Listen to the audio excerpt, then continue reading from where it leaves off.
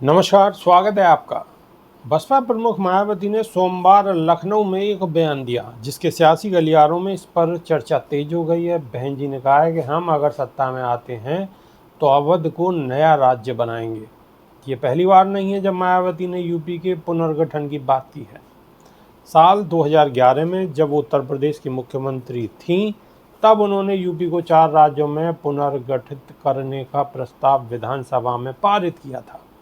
समय समय पर उत्तर प्रदेश के विभिन्न क्षेत्रों की पार्टियां और नेताओं ने अलग राज्य की मांग उठाई है। खासकर पश्चिम यूपी के नेता ये मांग करते रहे हैं कि यूपी के पुनर्गठन के मुद्दे पर आखिर बार ठोस कदम 2011 में उठाए गए थे, जब मायावती सरकार ने विधानसभा में एक प्रस्ताव पारित किया था। प्रस्ताव में प्रशासन की आसानी का हवाला देते हुए राज्य को पश्चिम यूपी, मध्य यूपी, पूर्वी यूपी और बुंदेलखंड में विभाजित करने का प्रस्ताव दिया गया।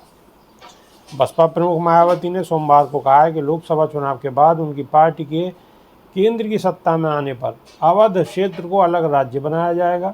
मायावती ने लखनऊ, मोहनलालगंज, रायबरेली और अमेठी लोकसभा सीट से पार्टी उम्मीदवार के समर्थन में आयोजित एक जनसभा में उत्तर प्रदेश के पुनर्गठन के अपने पुराने रुख को दोहराते हुए कहा कि लखनऊ से अवध क्षेत्र के लोगों की लंबे समय से मांग रही है कि अवध को अलग राज्य बनाया जाए।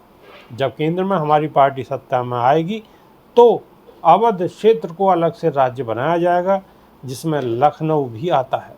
ऐसा नहीं है कि बहन जी ने राज्य के पुनर्गठन का मुद्दा पहली बार उठाया हो। वो जब सरकार में थी उस समय भी इसको लेकर विधानसभा तक पहुंची थी, लेकिन राष्ट्रीय लोक दल को छोड़कर सभी राजनीतिक पार्टियां उनके प्रस्ताव के खिलाफ ही रहीं। यूपी के पुनर्गठन को सियासी गलियारों में एक संवेदनशील मुद्दे के रूप में देखा जाता है, क्योंकि ये सबसे अधिक संख्या में 80 सांसदों को संसद भेजता है और राज्य के विभाजन से राजनीतिक दलों को ही समीकरण बिठाने में सबसे ज़्यादा माथापच्ची करनी पड़ेगी।